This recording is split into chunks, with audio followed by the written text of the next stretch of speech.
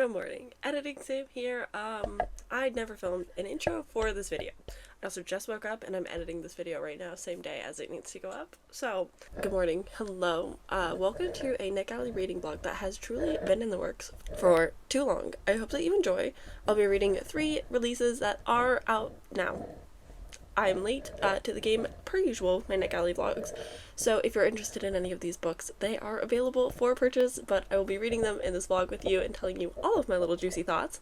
I hope that you enjoy, and I will see you guys at the end of the video. Hello, pals. I didn't do a very good job vlogging this one. I'll be so real and so honest with you, but we have to talk about it nonetheless. This Ravenous Fate by Haley Dennings, fellow booktuber, who I've been a relative fan of, was one of the first booktubers that I would often watch. This is out by the time you see this video, so if you're interested in picking up, please do. I don't want my review to sway you. Let me tell you what this is about really quick. In this, we are following both Layla and Elise.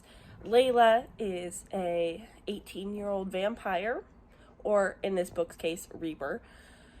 And we are following Elise, who was a part of like this saint organization. Her father is the guy who created the steel bullets that are like super good for destroying Reapers, who are turned people.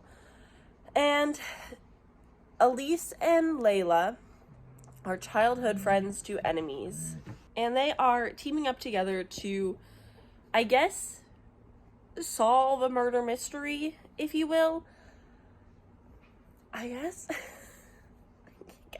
I have so many thoughts about this book, and yet none all at the same time. I don't want to say, like, people shouldn't pick this up. Like, if you're interested in it, it's a debut, give it a shot. But it really did not work for me. I did not jive with the third-person writing style where per chapter we are head hopping. There is like indication in the book when we're switching POVs, but I personally don't like that in my stories. I would rather the title of the chapter be the character's name, and then we continue with them, and then when the perspective, and then when the POV changes, we change chapters. That works better for me personally. I'm a primarily audiobook reader, and so listening, that also makes it easier for me to follow the story. But that's a small gripe. I don't think everyone's gonna have issues with that as much. My other issues were Layla and Elise themselves. They had a lot of sweet, tender moments together. I don't necessarily hate them together. I wouldn't say the chemistry was like fantastic. As you could tell, it goes from childhood friends to enemies to lovers. It was fine. I feel like they had better connections with the people in their lives. Like, Layla has a friend named May, and Elise has a friend who works for her father named Sterling, and like those felt like more dynamic friendships. Like, there was more to them. I saw more on the page. I also did not understand enough about their following out, Layla and Elise. Like, why do they hate each other so much? Like, I was able to pick up bits and pieces. I just feel like not enough questions got answers. I also did not care about the mystery plot. I felt like the plot in this book, unfortunately, like, you can see everything from a mile away. It's not like a fun, gripping mystery that makes you like question what's going on or get different theories. Like, it's pretty laid out for you. That's fine when you love these characters and you love the world and you love the story, but it just wasn't working for me, and so it was making it harder to want to sit through 480 pages. Like, it felt so long. I didn't feel very interested in the story until about 62% in, and that's when I was like, ooh, I'm liking this a little bit more. We're getting more action. And then it went back downhill, and I was like, okay. I was just incredibly disappointed by this one. I'm sorry. I hope people love it. I've seen the reviews. There's so many positive, good reviews. I gave this a flat 3 stars on Goodreads. It's really like a 2.5. It just didn't work for me. I hope people find it and love it. I definitely know that it has an audience out there. Pick it up if you want. I think it's interesting. I really liked the jazz, Harlem, crime noir, 1920s feel to it. I thought that the setting and atmosphere could have used more, but I liked the setting overall as like a concept. I like the idea of black vampires, sapphic black vampires. I just didn't feel like I got out of the story what I wanted. So that is it. What a sad disappointment. Oh, I'm so excited for this one.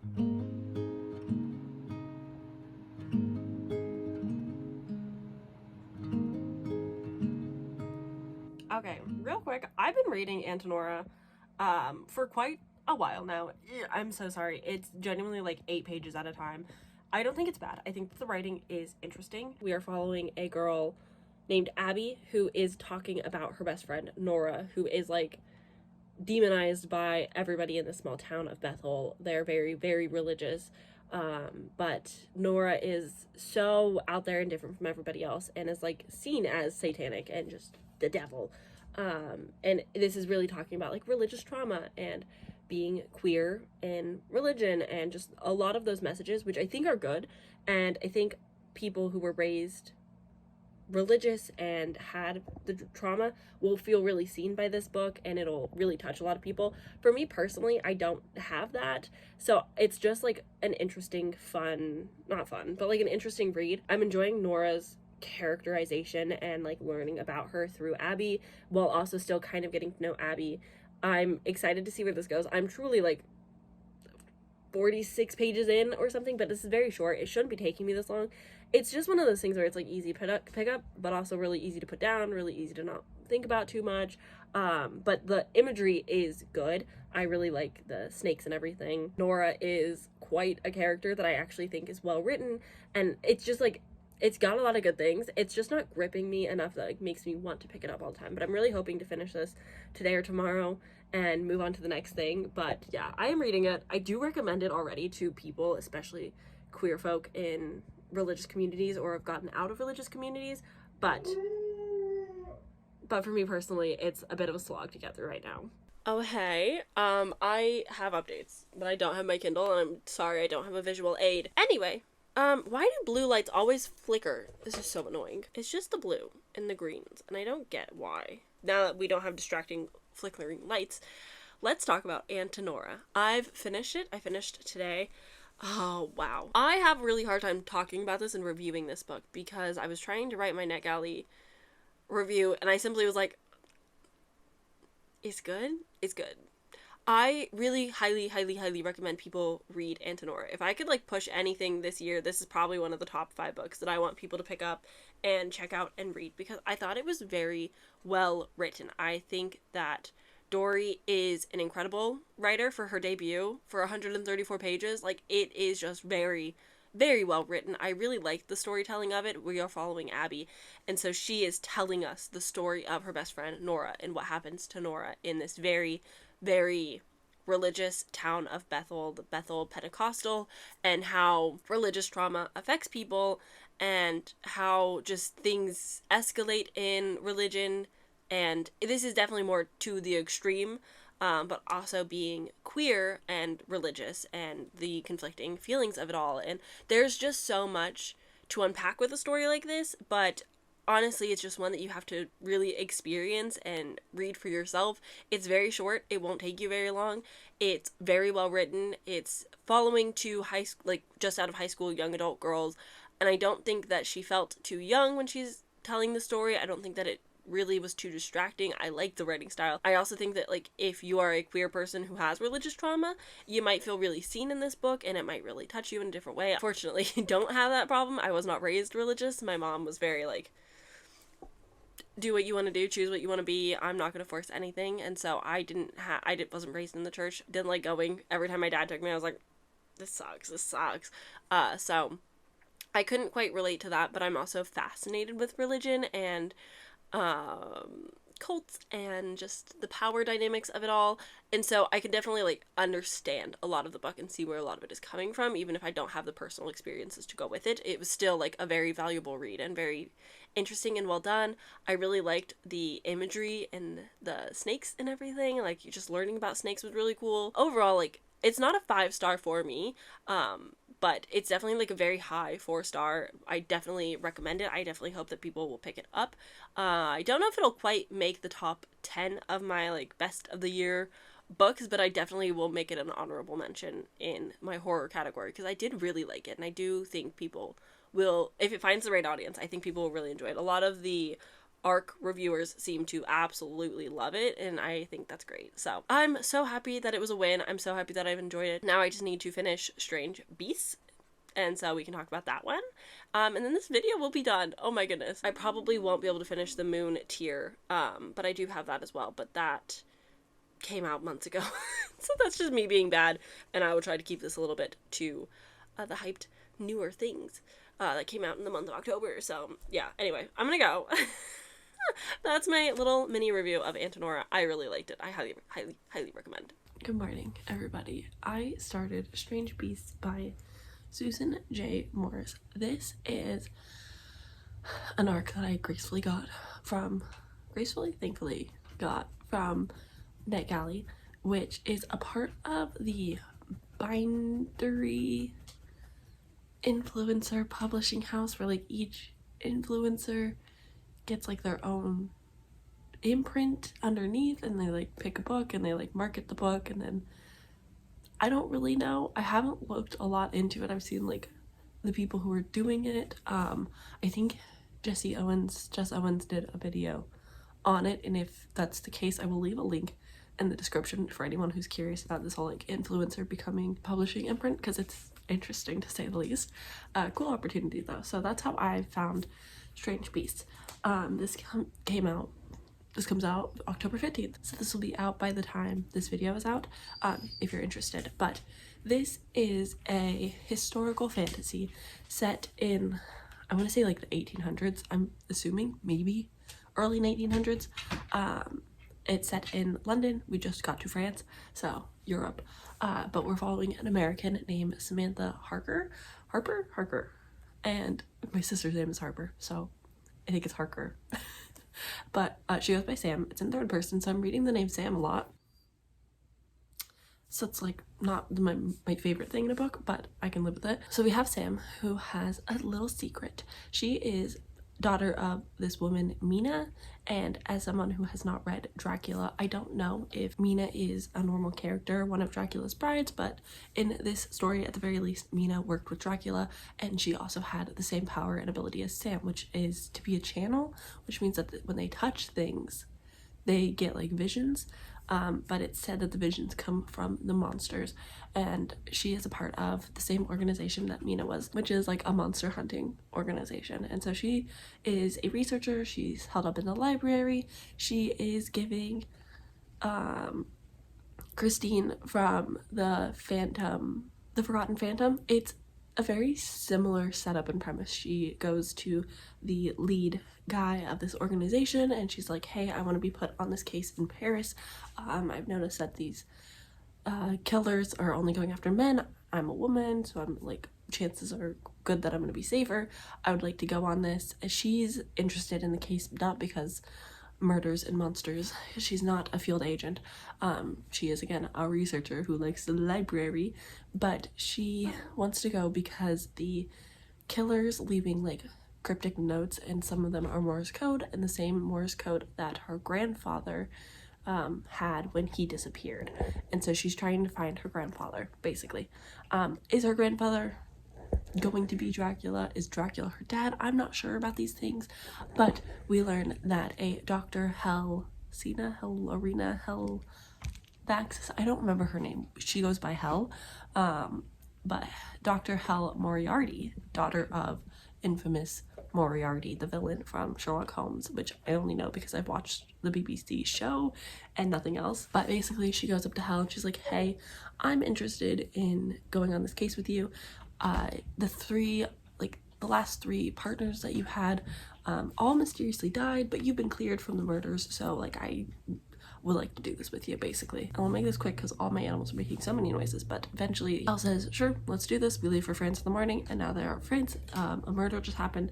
They were investigating that. Sam has the special ability of smell. Is she part goat? I'm not really sure. I have a lot of questions, but she is some type of magical being, daughter of a magical being. She has this secret power that if she was found out about it, she would be put into an asylum. So she has to kind of keep it secret. She does not keep it secret for long. She tells Hel very quickly what is going on. Doesn't know this woman, but I guess trust her. I was thinking this was going to be a sapphic relationship between Sam and Hel, but we just got introduced to a man who makes perfumes, and him and Sam had really nice chemistry, so now I don't think that's going to be the case. I don't think it's gonna be queer anymore, but that's okay. So yeah, that's where I'm at. I'm like 20% in. I'm gonna finish it today and update you guys and let you know how I feel about it. I think that the writing is fine. It is third person, so I mean, it's so. I'm seeing just the name Sam so often. I think that it's fine so far. I'm not like invested in anything. I think my lack of classics and just like that overall general knowledge. Van Helsing's son, Jakob, is a character. He sucks. So it's fun seeing like these names that I am familiar with, but I don't know like the lore behind a lot of it. So there's like questionable things here and there that I'm just like, I'm maybe missing an inside joke. So that's where we're at with this so far. I will finish and let you know how I feel. You have to say it to the people. What do you want to say to the people? You say hi. Hi, I'm home from work. Ta-da! A long day, but you know, tax deadline is done officially. Huzzah for me. But that also means that I got a little bit of reading done, and I really want to love this. I really do. But something about it just isn't working for me, and I can't tell you exactly like what it is, like what the big problem with it really boils down to. But basically, I don't care about these characters. I don't really know them that well. I'm getting like the smallest of little insights into their lives. I know nothing about Hel. I know very little about Sam and the way that she was raised, and like why do I care about her grandpa and him being missing and like what that has to do with this mystery. I don't care about the mystery in France. I don't care about these men dying. Don't care. I don't care. This book feels so incredibly long, like it refuses to end, even though it's not that long. I looked on Goodreads, it's only 352 pages. But it feels like I've been reading this for so long. I don't think the writing is bad. I think that the writing leaves a little bit to be desired. This is definitely a debut. I think just lacks a little bit of character depth, and also this is supposed to be a queer fantasy historical horror. Not very scary. There's not a whole lot of horror imagery. I think there's like one scene that I was like, ooh, and then like that's kind of it. But this is meant to be a lesbian sapphic relationship between Sam and Hel, and it's just not. I'm 63% into this book, and it's just not been any romance, and that's totally fine. But going into this, hoping and expecting a queer relationship between these two characters, a opposites attract, grumpy sunshine type of relationship as they're trying to solve this mystery together, I was excited about that premise of like these two girls in the 1900s being different. Like Hel always is in like suits and pants, even though like you're not supposed to wear pants and stuff, and Sam has that more like femme to her, and it just seemed like it was promising. But Hel has like a weird like, I'm gonna keep you safe, Sam, don't you worry, I'm gonna keep you in the dark, I'm not gonna tell you everything because I want you to be safe, and that's fine.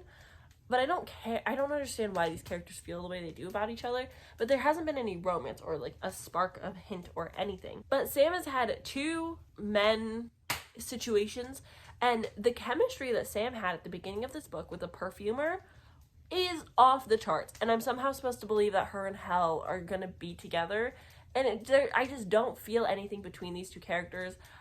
They're very much like, oh, we have to work together because that's the only way we could get this done. And I just don't care about the mystery, which is the heart of the story. I'm missing a lot of context not having read Dracula and Sherlock Holmes before, and I'm disappointed, I think. I really wanted to like this. I really was so excited.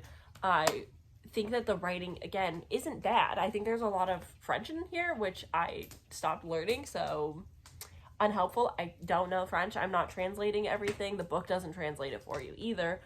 And I don't want to spend time translating so many French phrases. The Morse code, telegram, radio telegraph thing doesn't mean anything to me because it's not something you can Google and get an answer to.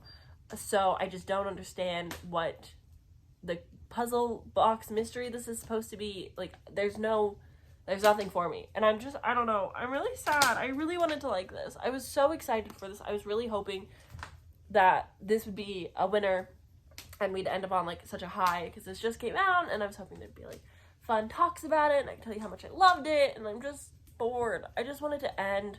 I don't care. And that's my biggest problem. And it's like, am I the problem? Is it me? But I read other like 2-star reviews, 1-star reviews, and they feel the same about the characters, and just like the mystery doesn't quite do it. And I'm really sad about this. This is like a big letdown. I was so excited. The cover is so pretty, and I was just like, yes, this is gonna be a great time, and it's not. But I'm not saying that this author is bad. I hope this author keeps writing. I think this author can really find their voice and like learn from this experience, and I think they can only improve from here. It's like a good atmosphere. It's got that like gothic kind of setting. I have an hour of this left, and I really don't want to read it. That's the problem. It's like, I've been reading this on and off all day, and I just want it to be over. I don't care how it concludes. I don't care who's doing these killings and what monster they are. I just want it to end, and I'm so far from it ending, and I'm just bummed about it. Okay, I'm gonna go now. I've been ranting long enough. Good morning.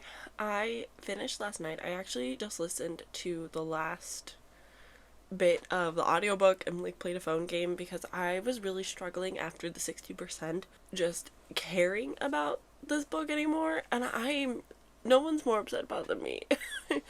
I really thought that I was going to love these, and I'm now scared that like my NetGalley is going downhill because the things that I think I'm going to love have not been working out for me, and I'm worried about this. Like, what does that mean for me? I'm usually really good at picking books that I'm gonna like, but lately it's been a bit of a struggle. I don't know if I'm the problem or what. I finished the audiobook in bed and played a little phone game that I've been obsessed with lately whilst listening, because I was really struggling about like the 60% mark. Every time I'd pick it up, I would like listen to a couple pages, and then I would like get angry and like rant to Austin about my problems, and they weren't like big issues. Like, it was a very like minimal issues that I was struggling with that like weren't really worth complaining to you guys about because it's just dumb stuff. But basically the 74% mark is where things begin to actually happen. But at that point, like, I've spent so long with this book not caring about anything going on. I don't care about this mystery. I don't know why I'm supposed to care about this mystery. I don't know why these characters are pairing up and going to work together because her grandpa is missing. Like, why do I care about that? I don't know who he is. I don't know anything about her family, really. I've learned from one review that Mina is a character in Dracula, and in this book is Dracula's killer. I don't know if she's also his killer in Dracula itself. I just struggled to have a reason why I should care about these characters, about their motives, about them being together. It really felt kind of forced. Like, there's no reason why Hel should like and care so much about Sam, but she wants to keep Sam safe, and I understand that. But for that to be like the main drive of the relationship doesn't make sense to me, and feels like there's a trauma reason as to why. There's like loose flirting, but it doesn't really feel fitting. It feels like two straight women flirting with each other to like poke fun at each other rather than like it arise. I don't know. It just felt off. It just didn't feel natural. It didn't feel quite right. I don't know. I was really struggling with these characters and the mystery and like caring. But 74% is when it picks up and we get the reveals as to like everything, and it didn't feel satisfying. It kind of just like happens. A lot of things are said and done, and I'm just like, okay, I guess, sure. It didn't feel like something worth puzzling myself. Like, I was like so excited when I picked this up because it's considered a puzzle box mystery, and I was like, oh cool, so they're gonna give me a bunch of pieces and I'm gonna be able to put them together. And I'm not like great at solving mysteries, but it didn't feel like I had actual puzzle pieces. I had a set of numbers that were radiographed. I've googled so many times and nothing came up, so it's not like something I could have figured out to begin with. And I knew who like the big bads kind of were, like who was orchestrating so much of it, and those felt like heavily hinted at, so it didn't feel like rewarding that I like figured that part out. Like it seemed obvious, like nobody else was going to do it.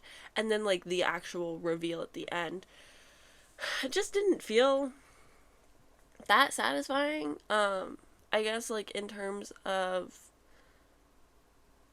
I don't know, man. I really don't have a lot to say. I think I'm gonna lower my rating to a 2-star. I think I was going to give it 3 majority of the time, but just the absolute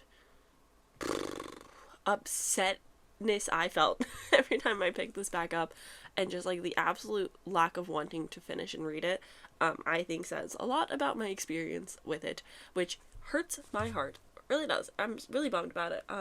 I own this audiobook, so it's not like I did not spend money on it. I did, and now I have it forever in my Audible collection because it's an Audible exclusive.